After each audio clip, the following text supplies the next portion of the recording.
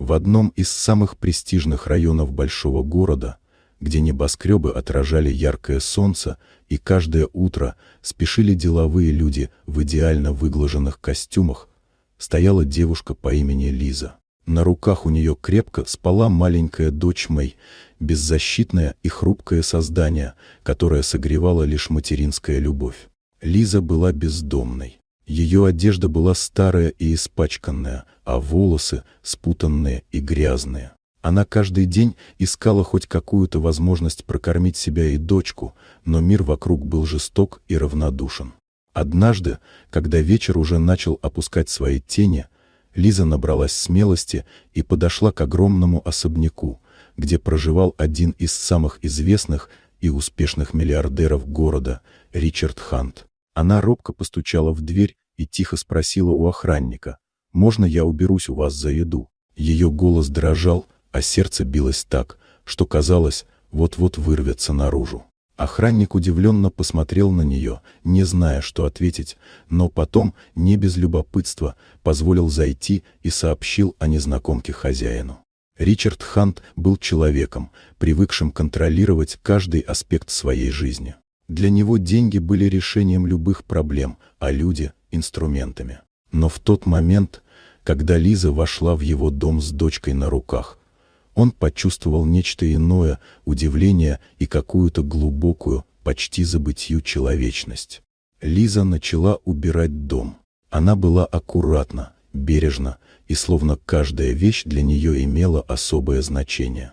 Несмотря на усталость, она старалась изо всех сил. Малышка Мэй тихо спала в ее руках, и Лиза тихо пела ей колыбельную, чтобы успокоить. Ричард наблюдал за этой сценой издалека. Ему было трудно поверить, что эта хрупкая девушка, казалось, несет на своих плечах весь мир.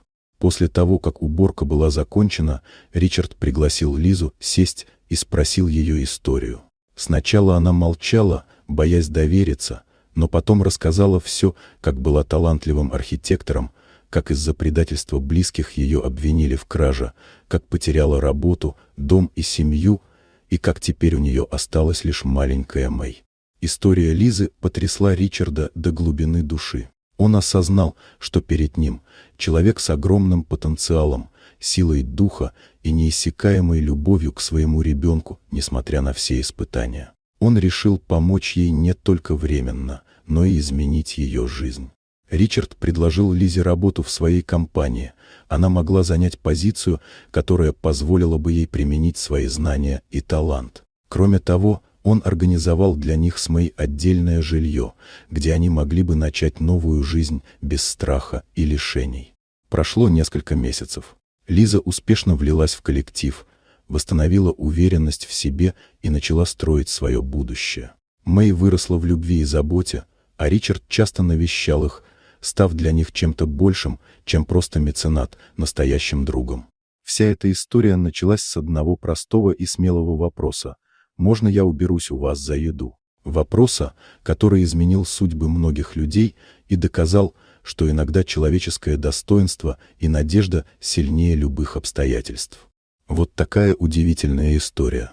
Дорогие друзья, если вам понравилось видео, поставьте лайк, а также подписывайтесь на канал, впереди еще много интересного.